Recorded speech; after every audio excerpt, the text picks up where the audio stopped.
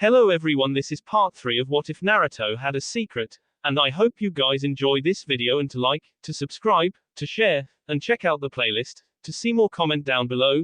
Now let's start the intro. They call me a god. They call me a god. They call me a god. Join my membership, the perks are great. It's in the description.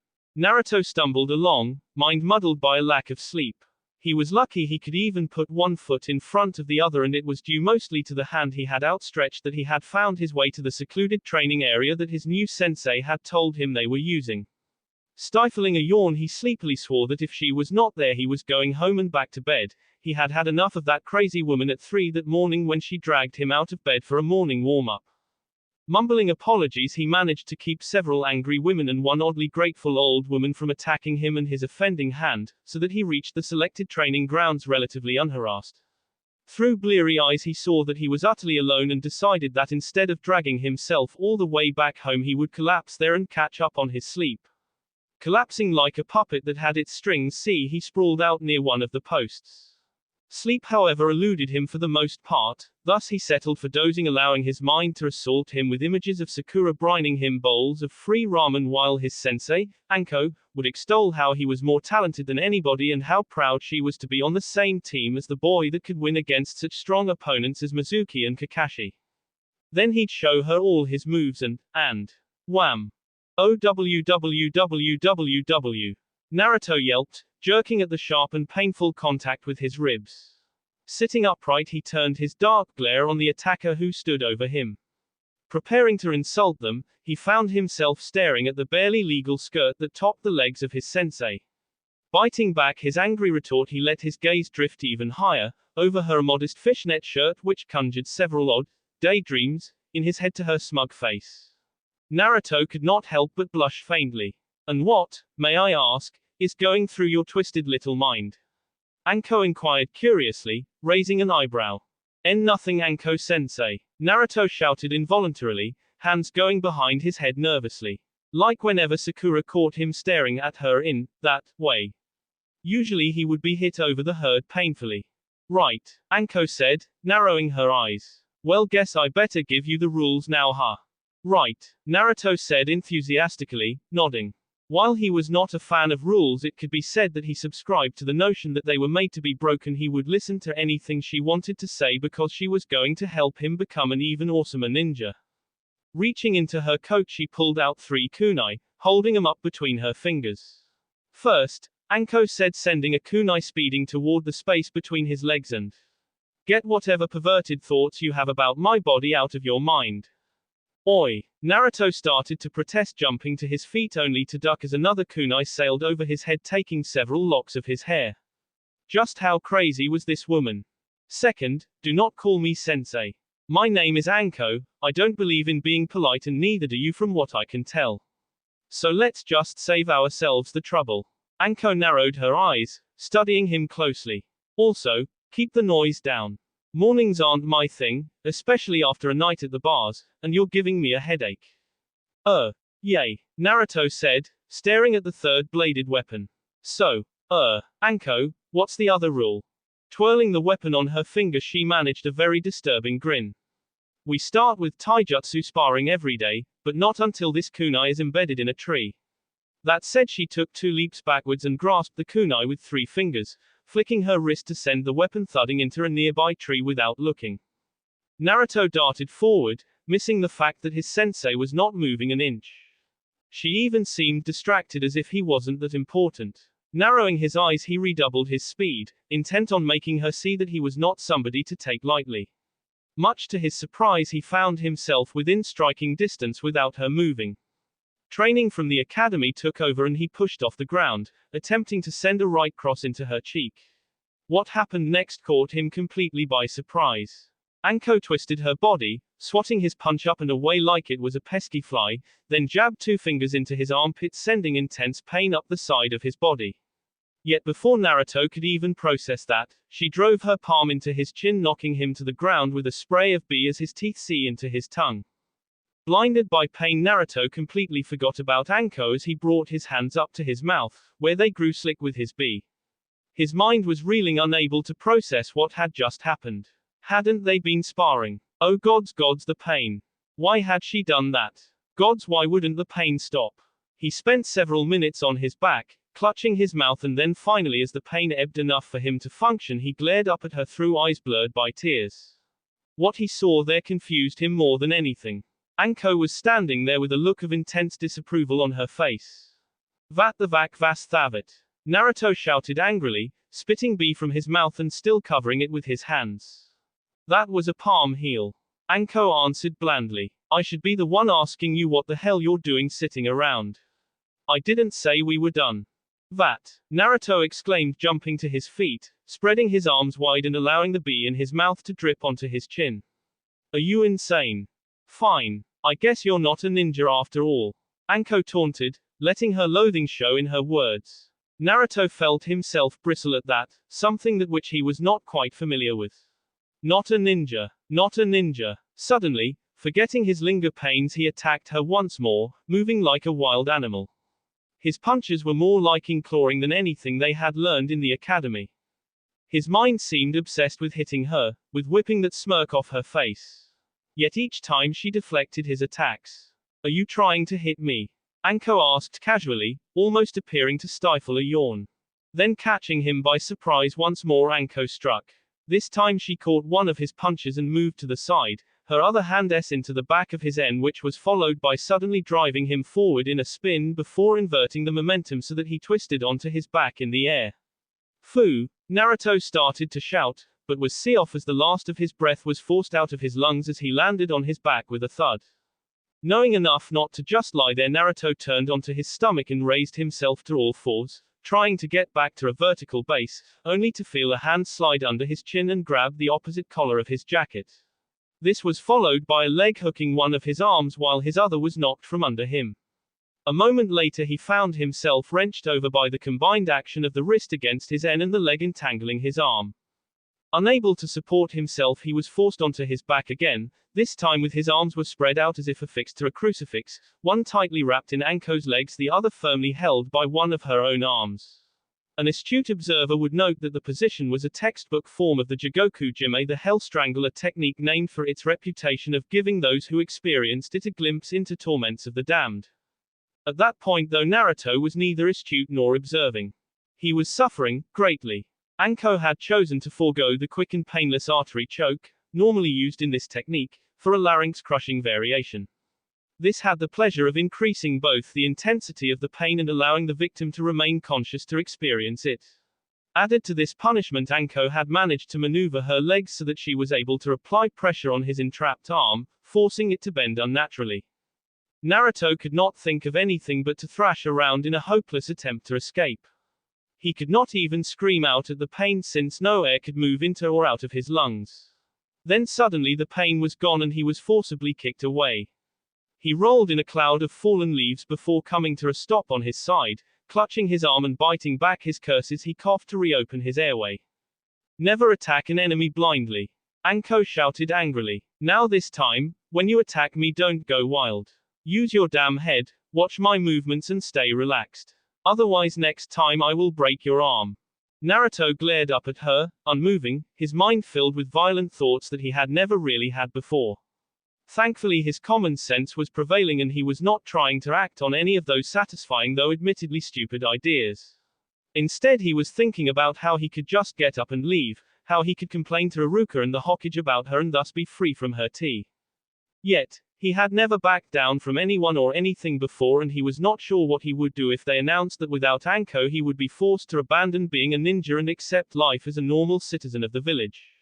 Besides, there was a burning in his a desire to keep fighting, and that would not allow him to just give up.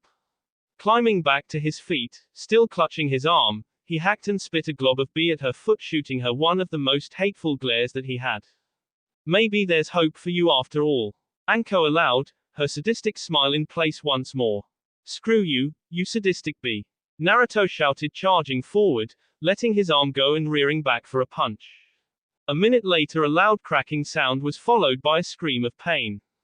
Iruka was feeling hopeful, Even excited, he had a spring in his step and smile on his face. At last he was king of his classroom. There was no Naruto to muck things up. As much as Iruka liked the boy, there was no denying Naruto mucked almost everything up for the class. Not today, however. Oh no, today he had a class full of attentive and well-behaved recruits. He even had the Hokage's grandson, though he hadn't seemed especially interested in anything Iruka had to say. Still, today was a good day. Nothing could possibly ruin it for him, not even knowing that Naruto's sensei was probably at this moment skinning the boy alive. Iruka stumbled in mid-step at that thought, then scowled. No, he was definitely upset over that thought, because having known Anko since they were both genin, he knew exactly how vicious she could be if motivated. Naruto could motivate anybody. Anko was a fan of pain. Iruka decided that after he had some ramen he would go have a few shots of sake to avoid thinking on the horrible fate that was befalling his adopted brother. Nodding, he started off once more, hurrying as he went, almost knowing that there would be nothing left due to the lunch rush, or more correctly the Naruto rush. Reaching the familiar Ichiraku stand, he pushed aside the flaps and stepped into the mildly dim ramen stand. He noted with a bright smile that Ayami seemed to be working alone today. The pretty waitress spotted him as well and with a blush waved. Iruka-kun. Iruka started toward the stool directly in front of the girl, watching as she put the rag down and leaned forward against the back of the counter. So, busy day at the academy? For once, no, not at all. Iruka beamed, taking his seat. Speaking of busy days, Aya-chan, are you working by yourself today? The girl blushed faintly, casting a glance at the sole other customer in the bar before looking back at him. Yay, Dad decided he'd like to go fishing today. Leaning forward slightly, she rested her chin in her hand, locking eyes with him. I'm closing the bar at 7, Iruka-kun. Iruka grinned, scratching the back of his head nervously. Even he could not miss the hint she had just given him. Yep, she was fishing for a date. Sadly, Iruka just did not have enough confidence to believe that she would actually want to date him more than once. Aha, do you still have any ramen? I know it's a bit of a risk coming in following the lunch rush. Pouting, Ayami stood up and at a hip, hand resting against the counter. We have plenty. Naruto never showed up today. That's strange, Iruka said, scratching the side of his nose. Well, I suppose his sensei kept him training. You mean he actually passed? Ayami said, eyes wide. I thought he was just, I dunno, trying to get a free bowl of ramen or something. Oh no, he did. Iruka scowled slightly. Not that I'm exactly happy about who the Hokage choose to teach him. Oh, Ayami frowned. Yay, she's not exactly the teaching sort. Iruka trailed off, however, seeing the shock on Ayami's face and the way her eyes had widened. Turning, Iruka expected to see, among things, Kakashi without his mask, or enemy shinobi pillaging the village, or the horrible sight of Ayami's father, drunk and. Instead, he found himself staring at a disgruntled, blonde genin known as Uzumaki Naruto. Iruka watched in total silence as the blonde shuffle walked forward, looking almost as if he was unsure of where he was. Naruto did not even seem to register that Iruka was there. He merely moved toward the counter and weakly climbed onto the stool beside Iruka, promptly allowing his head to flop forward.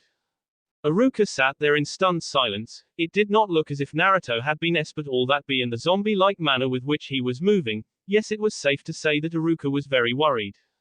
Naruto, Ayami whispered, reaching out to touch the blonde's head before hesitating and moving away slightly. Naruto groaned in response. Iruka glanced at a worried Ayami, then back at Naruto, wondering what exactly Anko could have done to the boy to put him in this state. Are you okay? Iruka hesitated, fighting the urge to alternatively grab the boy and go to the hospital and hunting Anko down for an attempted M. Instead, he settled for asking, in his mind, a very stupid question. What have you been doing? The blonde lifted his head at this, glaring. I've been training for 10 hours. Naruto's voice started to rise. With a sadistic, insane, psychotic B. Naruto, calm down, Iruka said, looking around almost embarrassedly. I'm sure she's just. That psychotic B is trying to KME. Naruto shouted, before his hand on the counter. Well, I hate to tell her this, but I am not going to until I'm Hokage. Okay, Naruto, take a breath. Anko-san is just trying to be a good teach. That sadistic B isn't trying to teach me. Naruto roared, earning a reproachful look from Ayami. Iruka said, gulping nervously. Only Naruto could have the sort of luck that would allow the woman in question to be directly behind him. Naruto. Sadistic ha. Anko said, her tone conversational. Naruto reacted without hesitation, spinning around to glare at her, apparently not intimidated at all. Yay. You're trying to K me. Naruto shouted angrily. I've been beaten and had my arm broken, healed, rebroken, reheld. Iruka felt the bee rushing from his face, staring at the two. He could not remember anyone ever calling Anko that, to her face at least. It just was not a safe practice, and as much as Iruka liked Naruto, he wisely used all of his skill to move 3 stools away in case Anko decided to rend Naruto limb from limb. A small frown line appeared on Anko's face as her eyes narrowed. You haven't seen nothing yet, you little prick. Reaching out, she grabbed the boy by the back of the neck and jerked him off the stool and started frog marching him despite his attempts at fighting back out of the stand. Iruka stared after them, unable to believe what he had seen. He was going to need several shots of sake tonight. Then tomorrow, tomorrow, he would have to report to the Hokage about what he had seen. Leaving Naruto at the hands of Anko was just irresponsible.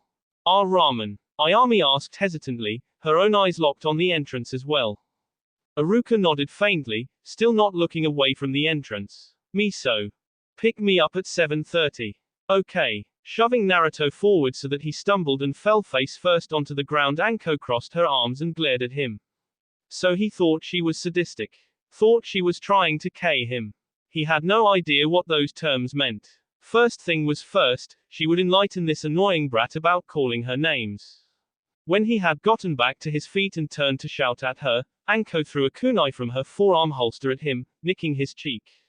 Before he could properly register what had happened, she was behind him, leaning over his shoulder. With her voice a low whisper, she spoke into his ear. I don't care what you call me. A shinobi doesn't care if they're called a genius or a fool. The main thing is winning. I don't care if you hate me. When he remained silent, she grinned and licked the C on his cheek. His B didn't taste that bad. All I care about, Naruto, is that you learn what I have to teach you. Using her free hand, she offered up a kunai, her cheek pressing against his. Now then, I want you to take this kunai and pick a training post. Naruto took the kunai and, properly cowed for the moment, wandered to the training post in the middle of the clearing. Smiling, Anko produced her own and picked the first post, staring at him levelly. You need to watch closely. What I am about to try and teach you is very difficult to learn. Without even looking at the post, or moving her body, she struck, driving her kunai as far into the post as humanly possible. Seeing the surprise on Naruto's face, she allowed a faint smirk to grace her features. In the heavy style, this is considered a basic move, but very few can actually manage it. The key is to keep your shoulders absolutely still, to not let your eyes stray to where you're striking, and to move with the unpredictable suddenness of a cobra. Right, Naruto mumbled, before he attempted the move. On his first attempt, he drove the kunai 3/4 of the way into the post, but his shoulders had moved and his eyes had drifted to his target. Try it again, Anko said patiently. Taijutsu had to be learned harshly, but weapons and chakra control needed to be taught with patience. She could not show it to him and then just expect him to understand it perfectly. He was not a thieving Uchiha after all. Naruto, muttering curses, did as ordered. Keep your shoulders still, Anko noted. First form, and then she could concentrate on his eyes. She watched critically as he struggled to grasp the concept and keep his body from moving. Anko actually lost count of how many times he asked the post, how many times she told him to keep his shoulder still, but finally, he got it down halfway decently. Good. Now, keep your eyes focused on me when you do it, Anko said calmly, twirling her kunai on a finger. While she noted with displeasure the way his eyes would twitch toward the post just before he struck, Anko also noted how his arm jarred from the force of each blow. At least he was doing it with everything he had. Still, his form was sloppy as hell. Well, it would still be added in Anko's mental, I'm not going to K Naruto because, list.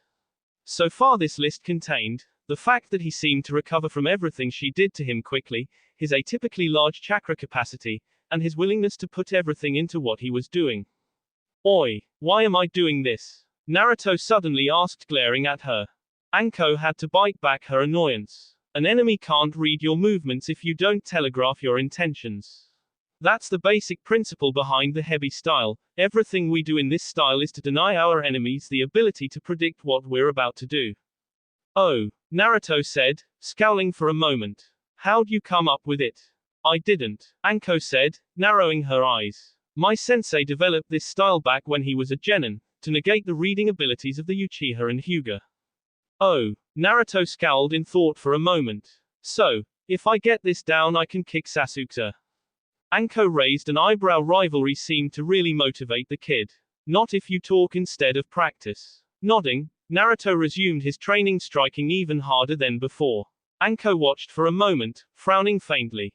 Keep working on this. In an hour or so I'll show you the next step for this move. When he did not even act like he was listening, she smirked, jumping to the top of her post where she produced a carton of dango. Studying him more intently than ever, Anko could almost feel impressed with the amount of effort he was putting into his training. This was offset by the fact that he was one of the single most annoying people she had ever met. Continuing to frown, Anko finished at least 2 more sticks of dango, watching as he finally seemed to get the basic concept down, though his form was still sloppy as hell. Yeah, his shoulders were not moving, but there was still a slight shift in his weight every time he drove the kunai into the post. Still, it was a vast improvement compared to where he had started from. Stretching, she took a step off the post, landing lightly beside it with her hands in her pockets. Stop. He struck once more, then turned to look at her. The next step is a tad harder, so I'll have to move slow. Pay extra attention, all right? Fine. Anko smiled faintly, selecting her kunai and took a step forward while ducking to the right. This was followed by her arm sweeping back to drive the kunai deep into the post at an angle. Turning, she smiled at the boy. The first step I showed you was so that you could learn not to telegraph your moves. This move is slightly different. You're taking a step forward and moving to the right, all without telegraphing it. But, what good will that do? They'll just jump out of the way. Naruto protested. Anko smirked, almost hearing an echo of herself in that question. Pulling her kunai from the training post, Anko motioned for him to attack. Naruto hesitated for a half second and then lunged forward, completely wild.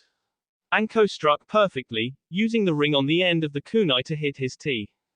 The result was he fell on his A, choking slightly. Grinning, Anko could not help but narrow her eyes. That's the secret, runt. Even if you came at me another way it'd be the same result, because to attack is to run into your opponent.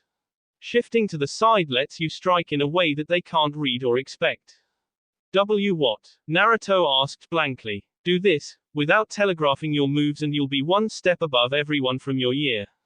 Anko grinned before gesturing toward his post. Try it. Remember to stay close. Pretend you're dodging a jab. You push off at an angle with your lead foot at the same time you strike. Anko moved back a half step, watching as he coughed and got back to his feet to do as she ordered. Amazingly, he seemed to have the concept down better than the first move he practiced, but he still left a full foot between him and the post. Closer. Naruto spared her a glare and then tried it again, this time so fast and hard that he buried his kunai in the post. Turning, he glared at Anko, who smiled faintly. Now do that 100 more times. Both sides. And for Kami's sake, try to stop telegraphing your moves. Each step was taken with a sharp pain, born mostly from exhausted muscles and aching joints. The head was bent forward, the N unable to fully support its weight. It could, by all accounts, have been considered a good thing to be going home after nearly a full day of unending tea. This was not taking into account that it was 11 at night and raining. So he was drenched, filled with pain, and walking through the only slum in Konoha. A slum that was noted for the high death rate for children and oblivious ninja. Yet Naruto went unaccosted. Why? He didn't care. He would worry about that tomorrow after he had slept for 8 to 12 hours. Stumbling up the stairs of the practically condemned building that his apartment resided in, ignoring his calves and lower back that insisted on reminding him of what they had been through that day, he felt his eyes going in and out of focus. Was it really only a few hours ago that he had been so loud and worried about why Anko was trying to K him? Now here he was, swaying as he walked toward the battered door leading to his apartment, not caring one whit about the damn psychotic bee. All he wanted was to collapse on his soft, comfortable bed and sleep. Sleep until he regained his will to eat ramen. Kami, that was blasphemy. Surely the gods of all that was right, pure, good and just in this world would see his plight and help him. Naruto dreaded thinking about what it would be like to not have an AP for his precious ramen. What if he never wanted ramen again? It did not bear thinking about. Leaning against the door, consciousness threatening to leave him at any moment even as he shivered from the wet clothing clinging to his skin, while he searched wearily for his keys. It took him a good 20 minutes to realize that he had placed them in his inside pocket and another 5 to remember which one belonged to his door. Grumbling, Naruto fumbled with the lock for several moments before he finally opened the door and stepped into his cold and empty apartment. In an automated motion he closed the door, locked it, and proceeded to his bed without even turning on the light. So what if he was alone and had no one to fuss over his state? He had grown up used to it. Maybe Iruka would care, but he was not there now. So Naruto did not notice nor care. All he was interested in was falling blissfully into the arms of sleep. The second his knees hit the edge of the bed he collapsed forward, face buried in the pillow, not caring that and rainwater was soaking from his clothes and hair into his sheets.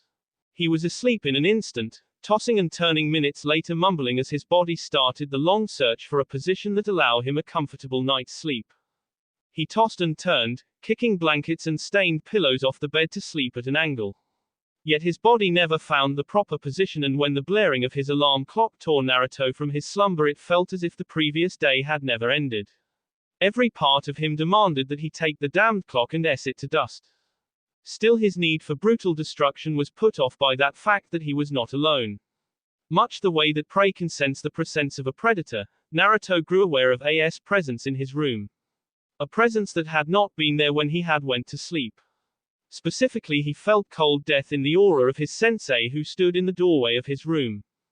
The unfairness of it all welled up, and Naruto reacted by seizing the nearest item and hurtling it at her. His alarm clock had this unfortunate fate as he sat up. He was caught completely by surprise when the clock s into the wall in the hallway as his sensei moved beside his bed, the palm of her hand against his forehead. Naruto fell back, banging his head against the bed's headboard, as Anko narrowed her eyes, glaring at him. "I'll give you credit for being adaptive," Anko ground out, her eyes glaring at him. "But you're still slow as hell and have no damn sense."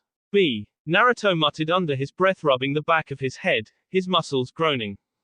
"Fair, whatever, runt. Hurry up and get your out of bed, we've got a long day of training." "I just went to bed," Naruto protested, only to flinch when Anko glared at him dangerously. "Fine." Satisfied, Anko turned, walking back toward the door only to stop and look back at him, her face scrunched up in disgust. "And take a shower. Now. And from now on, before you go to bed. For Kami's sake. A ninja cannot expect to hide from someone if they can smell you from a half a mile away. But, if you don't, I will personally hold you under the water and then shave every last hair off you." Anko narrowed her eyes. "Every last one." Naruto stared at her for a moment, then, realizing that she was including the areas that Iruka had explained on his last birthday, blushed and choked in horror. 2 weeks of utter quiet, it was hard to believe. The village had become so peaceful since Anko had begun training Naruto. It seemed she only gave the boy time to eat, sleep, and train. Troublemaking had become a luxury that he neither had time nor energy for any longer. This was a good thing. Wasn't it? The Sandaime sighed as he leaned back, then stood, stretching as he walked over to his tobacco cabinet. To anyone watching him at that moment it would appear as if he was completely focused on preparing himself a pipe, but in truth his mind was far away. Gently tapping the pipe twice to settle the tobacco, he struck a match and then with practiced precision held the small flame against the dried leaves, drawing a slow breath. Too fast would snuff out the young flames, too slow and the fragrant tinder would not light. Smiling as the tobacco began to smolder, he reflected on how well this paralleled the situation that weighed upon his mind. Taking a long draw on his pipe, he walked to the large window in his office which overlooked the Leaf Village. 2 weeks ago he had been confident that apprenticing Naruto to Anko was in the best interests of both of them. Yet this had proven false. Iruka's concerns had become his own as he observed their training sessions through his viewing sphere. It should have been the best for both of them. Naruto and Anko had walls that existed between them and the other members of the village. Naruto had no family or clan, the sole survivor of a terrible attack on the hospital, viewed with a loathing, mostly because of a tendency to pull the most ingenious, infuriating, and disrespectful pranks ever seen. Anko, without family, tainted by an evil that was not her own making. Being younger than nearly everyone, being better than every other genin other than Kakashi, isolated and forged into the ultimate K-tool for Orochimaru. A tool that when its usefulness had been exhausted was cast aside with a callousness lacking any trace of humanity. They should have been the perfect medicine for each other, should have helped each other, and yes, the boy's skills had improved greatly under her tutorage, but it was also clear to the Sandaime that his humanity was suffering. Turning to his chair, he sat down, puffing tiny clouds from his pipe. Orochimaru had trained Anko to K her humanity and replace it with an ability to serve him effectively, without questions. Now, from what he could tell, Anko was using the same training on Naruto. Sandaime shook his head again, a feeling of weariness settling on his shoulders. Why did he have to do this? Why wasn't the Yondaime still alive? This was supposed to be his job. Sandaime was a tired old man, he felt almost as if he was ready to crumble under the pressure. Groaning, the Sandaime leaned back in his chair and located his cup of green tea while turning his mind to the security reports splayed out over his desk. Sipping at the bitter drink, he allowed his eyes to scan over a report from the Anbu team in Wind Country. It outlined, in no uncertain terms, the dangerous nature of one of the Sand Village's expected Chunin hopefuls, Gaara of the Desert. Normally, the boy would not be a problem. A few Anbu teams slipped into the Chunin exam to keep an eye on him, yet this would prove impractical due to whispers from Rain about the possibility of renewed hostility from the Stone Village. Adequate monitoring of this situation would require a substantial portion of his Anbu forces. Still, Sandaime could not ignore Gaara. Kazekage's son or not, a loose cannon demon vessel was not a good thing to have within one's hidden village. Due to the dignitaries who would be in attendance, he had no choice but to put a few teams of Anbu into the crowd during the final exam. If he could avoid that for the earlier exams though, that would be placing a lot of faith in the abilities of the Leaf Ninja who would be administering and monitoring these exams. Most of them would be from the Chunin ranks, so he would have to make sure they had experienced leadership who would be capable of dealing with anything unexpected that might arise. Who could he select? Kakashi, of course, would be needed to organize and lead the response to the stone threat. However, it should be possible to arrange his presence during the final exam. He could also, probably, arrange to have a Biki for the first exam. But then who could he assign to the second? Anko had done it in the past, quite successfully. Well, if Anko was free of other duties, she would be perfect for the second exam. The third exam would not need a high-ranked Jonin to lead it, it would have Anbu and at least a Kage present as well as his own presence. Thinking of the Chunin exam, how was Naruto going to participate? Sandaime frowned and tabled those thoughts for the moment and set his tea to the side. He had so much to deal with, it would not be so bad if he was just a few years younger. Kami, please give me the strength and keep it peaceful for just a little while longer. Sandaime muttered in prayer, closing his eyes. All right, I want you to come at me with everything you have. Anko said, standing in the clearing while stretching. I mean everything, taijutsu, weapons, ninjutsu, everything, including an intent to K. Seeing Naruto's blank stare, she narrowed her eyes. Or are you a coward like that, Uchiha? Seeing the way Naruto reacted, Anko smiled and quickly jumped into the trees, avoiding the first rain of weapons. Somehow she had thought comparing him to that Uchiha would make him angry enough to attack. Chuckling, she slipped her kunai from the forearm holster and waited for the blonde. Seconds later he was charged toward her, putting the tree climbing training from earlier to good use. The sound of metal clashing filled the air, followed shortly by an orange and yellow blur leaping back to land on the balls of his feet. Across from him, in a casual stance, stood Anko, studying his posture and the way he breathed.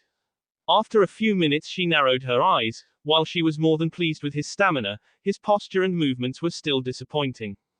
They had only exchanged a few brief kunai blows and he had still gotten his a kicked, but he was not doing as nearly as horrible as he had 2 weeks ago. It was obvious to her why. Naruto revealed himself in each of his movements and in the way he handled his weapons in combat. He was starting to use a rough and bastardized versions of her taijutsu style. He was mimicking her. Anko did not know whether to be pleased or not. After all, her moves came directly from one of the most feared ninja in the world and it was nice to see them continue. Of course they were being bastardized in such a way that it was almost an insult. He moved without any of her fluidity and he wasn't handling his kunai correctly. You flick your wrist, Anko said suddenly, then seeing she had his attention demonstrated by flicking her wrist to send a kunai into the branch he was standing on. When you throw a kunai, hold it with your thumb and first two fingers then flick your wrist. Like a snake striking. Quick and sudden. Okay, Naruto said looking at her cautiously. If you're going to bastardize my style of fighting at least get that right. Anko grinned and produced another kunai from the inside of her jacket sleeve. Now shall we continue, or should I go see if Sasuke wants to train? Anko cackled to herself seeing the way his eyes narrowed at that jab. Her humor faded when he suddenly threw his kunai at her, this time as she had just shown him. Dodging to the right she moved quickly, pushing off the branch to go higher. Damn, he was a fast learner when pissed. Naruto was hot on her heels, struggling to follow her lead. Anko grinned, suddenly twisting around and darting back down toward him left, then right, then another left.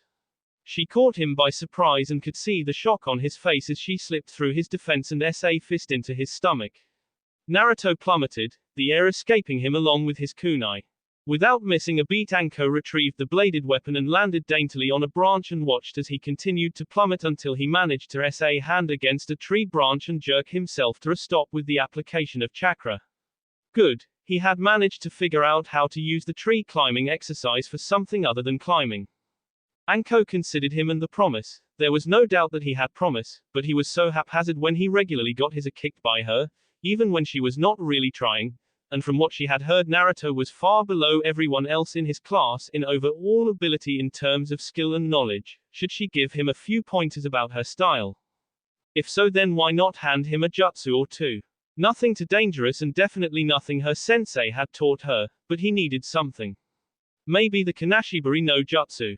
Anko muttered to herself watching as Naruto pulled himself all the way onto the branch, breathing heavily. Is that all you got? I thought a future Hokage would have more. Naruto growled at that and pushed his way upright, glaring at her before he created several cage buncheons. Get her. Anko could not help but smirk, flipping backwards before plummeting straight to the ground. Seconds before the clones rebounded and charged, Anko produced a shuriken launching her attack. Shuriken cage buncheon no jutsu. Seconds later the Naruto clones were caught in a barrage of clone shuriken. Seeing Naruto alone and breathing even heavier, Anko smirked. You know, if you're gonna keep using that technique you need to add some variety to it. Naruto shouted, launching himself downward.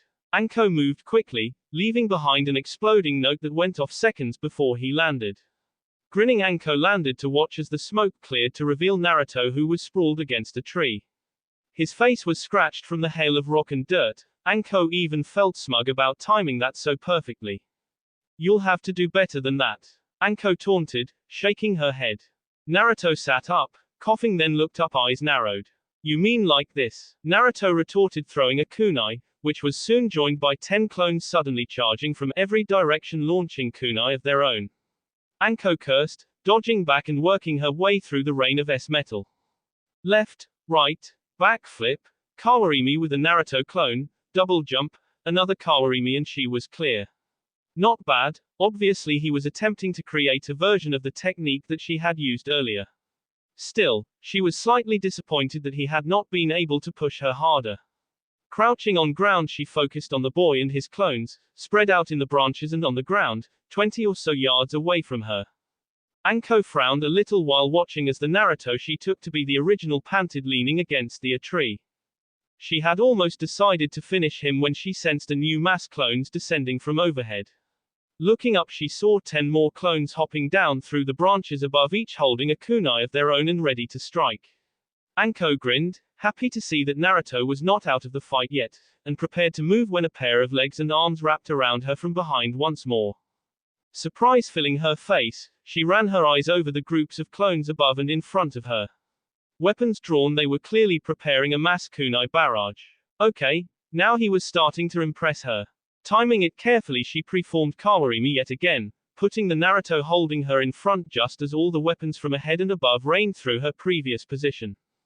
As chaos reigned, Anko darted into the trees once more, cursing at how sloppy she had been to get caught like that. She had relaxed her guard and he had taken advantage of that. Part of her wanted to be proud, the other part wanted to s his tea. Anko was so lost in her thoughts she almost missed a clone descending from overhead with a kunai in hand. The key word was almost. Anko quickly altered her movement, darting inside the clone's guard for a strike only to find an explosive note on his C. Crap. Grabbing the clone's arm, she used the follow-through as momentum to clear the explosion field. Landing on a branch, she narrowed her eyes. Was it her or was he getting better at using those damn things? Glancing down at the real Naruto, she noted that he was gathering his clones together preparing for a new attack. Better luck next time, Anko said happily, watching as his army growled and prepared a coronated attack. That would be dangerous. If she counted correctly, he had close to 25 clones now. He could easily overwhelm her with sheer numbers and his spontaneous plans for how to use those clones. Hell, he'd gotten her so distracted with the massive attacks that it had been all she could do to notice the attack coming from that clone bomb and avoid it. What truly boggled her mind was the sheer amount of chakra required to pull off all of those clones and to continue fighting. The good news, however, was that he definitely qualified for the Kanashibari, and the second he and his clones started the move, Anko molded the chakra. Thankfully, it didn't require words or seals, it relied on control and mentally concentrating the chakra into spears. Seconds later, she was hurtling said spears into Naruto's body, aiming for every pressure point and muscle group that she knew of.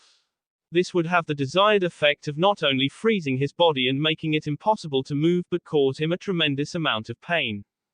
It also disrupted his chakra, thus as one his entire army of clones disappeared in a massive puff of smoke. Anko grinned seeing him lay on his back, face registering the shock and pain of having the Kanashibari S into his system. And that, punk, is how you beat a wannabe Hokage. Anko called down humorously while Naruto seemed to take offense at that and his muscles trembled from his attempts at movement. Chuckling, Anko dusted her hands off, dropping to the ground before wandering toward him lazily. Now, don't strain too hard, okay?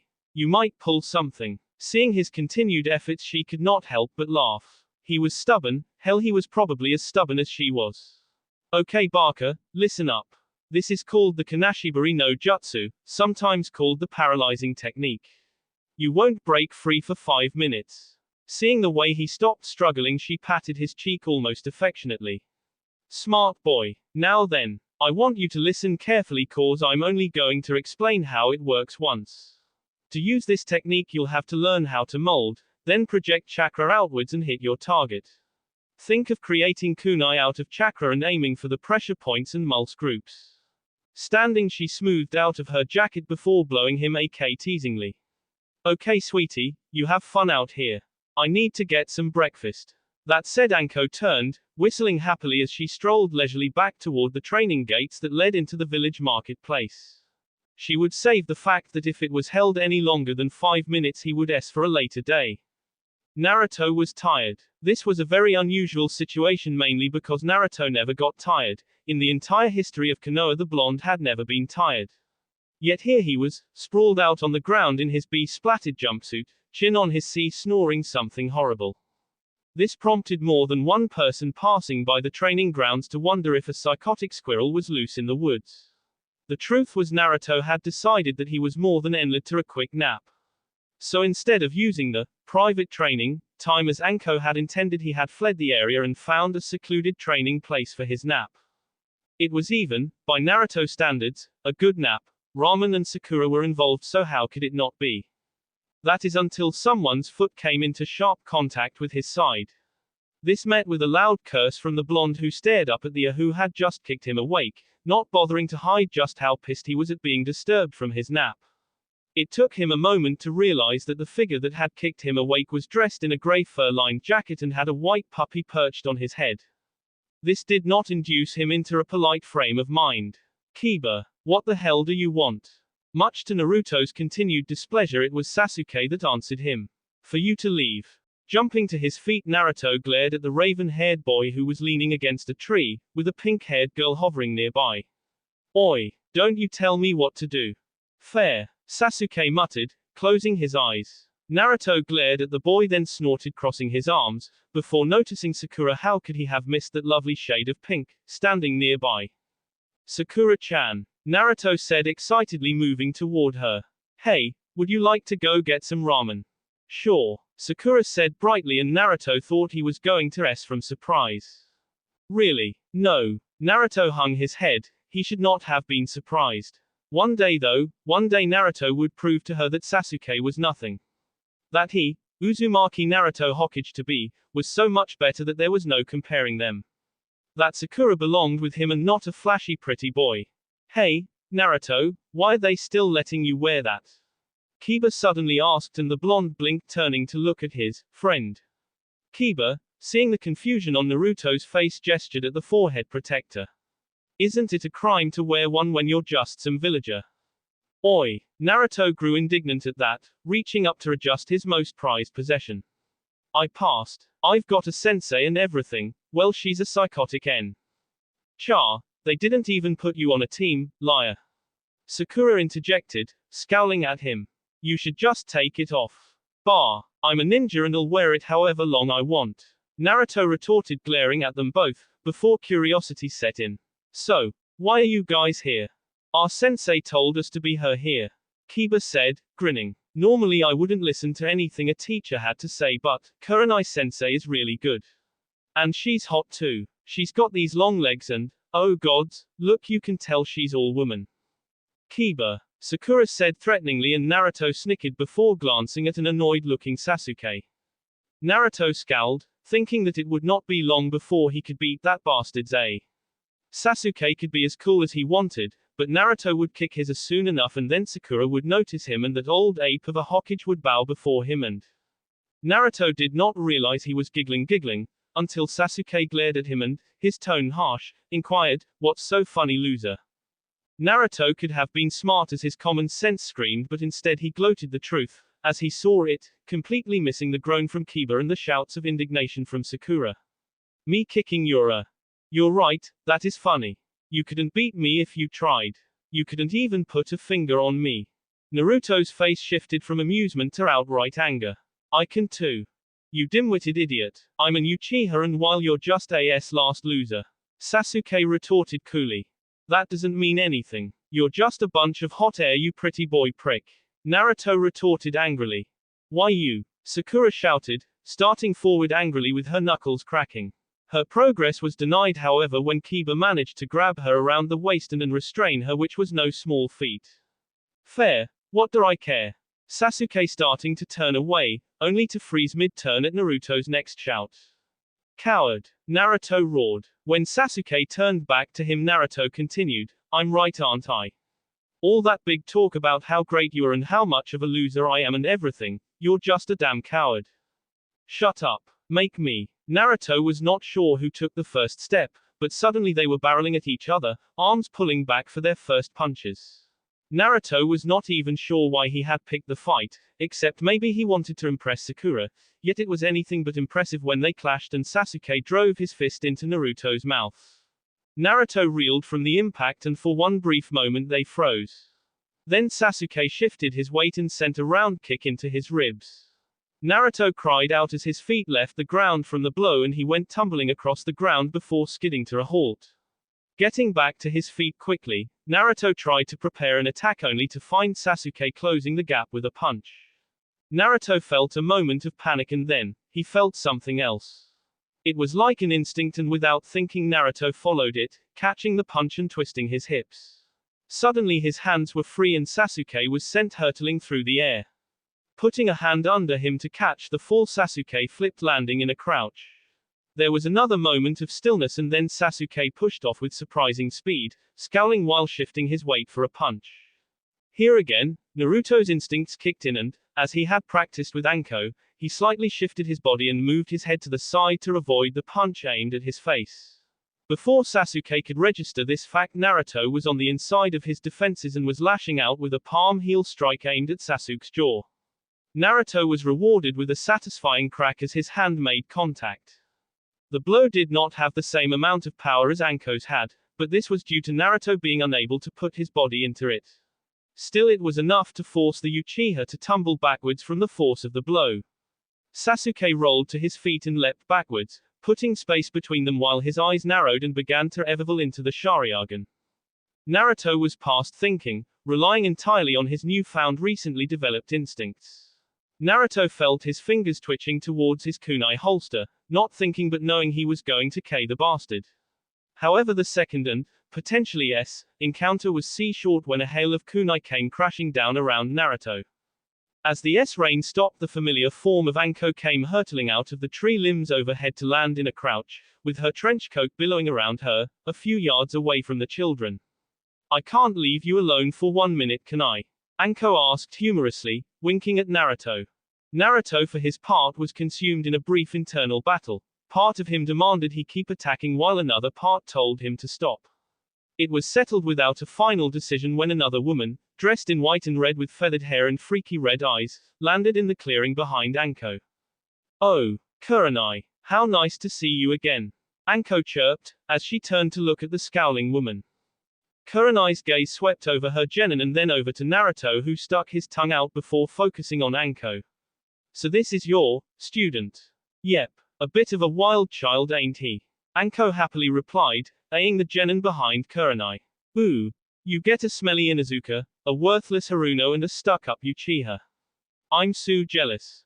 Naruto could not decide if he should laugh or not. On the one hand she had insulted Sakura, yet on the other hand Anko had also insulted, quite rightly, Sasuke. It was a tough call and he settled for merely grinning smugly at Sasuke. I hope you're not taking pages from your sensei's book. Kurenai said evenly, eyes darting to Naruto and then back to Anko's face. Naruto, as confused about the question as he was, could not help but notice the undercurrent in his sensei's response. If I have Kurenai, you'll be the first to know. That said, Anko turned to stare at him, her eyes narrowed. We're leaving, Naruto. Nodding, Naruto hurried to follow his sensei as she moved through the trees, away from the training area. Kurenai sensei, who was that? Sakura asked after a moment, free of Kiba's grasp and now fussing over a sulking Sasuke. Someone who should not be teaching. Ever. Kurenai answered sharply. She's hot though, Kiba said, just beginning to recover from the catatonic stupor that it had fallen into when he first saw Anko's attire. Nice legs. Kurenai ignored the comment, instead, scowling, lost in thought and memories of Anko. To say that Kurenai's relationship with Anko was a difficult one would have been an understatement, one akin to describing the Hokage as an above-average ninja. In fact, if Anko were to ask, Kurenai would make sure that she was the first in line to dance upon her grave. This was not because Kurenai was a spiteful individual. Generally she was considered one of the most reserved and professional ninja in the village. However, her relationship with Anko was a special exception. In her mind, Anko was responsible for destroying two of the most important people in her life. The first had been one of her genin teammates whom Anko had ambushed during a Chunin exam. Anko's attack had been brutal and overwhelming, a combination of genjutsu and taijutsu that had left her teammate so mentally scarred and physically crippled that he could not continue as a ninja and ultimately took his own life a few years later. The second was her own older brother during his Jonin exam. Kurenai did not know the details because no explanation had ever been given apart from a statement that Anko had not acted outside of the parameters of the exam. That seemed to be the trend with Anko. She never acted outside the parameters, and while Kurenai knew that K and S was a part of being a ninja, she could not understand Anko. The woman K without mercy, without compassion, and at times Kurenai even wondered if maybe Anko took a sick pleasure in their suffering. That was why, deep down, Kurenai believed that the deaths of her friend and brother had been unnecessary, nothing more than attempts to fulfill Anko's twisted lusts. Because of this, Kurenai could never forgive Anko, not for what had happened and not for what she had just seen in that boy named Naruto. She had seen the blonde's hand drift toward his kunai. A stupid child's argument had nearly ended in an attempt to K. Kurenai stopped and scowled, knowing the real truth of the matter. It would not have been an attempt. Naruto would have K Sasuke. Why? Because Naruto was using the heavy style, even if it did look bastardized, and that was one of the Leaf's 5 Sesset taijutsu styles. No good came from anyone using that style either. It was forged and created in the B of rogue, Uchihas and Hyugas at the hands of the Leaf's biggest traitor. Kurenai would have to alert the Hokage to the fact that Anko was creating another cold K, that Mitarashi Anko was walking the same path as her sensei, Orochimaru, that the former apprentice was creating a new generation. Kurenai prayed that the boy could be saved from that fate. She did not blame him and would help him if she could. Still, the biggest problem was making the Hokage see that Anko was not someone who should be training genin. Kurenai-sensei, Sakura asked softly, and Kurenai made an indistinct noise. Our mission.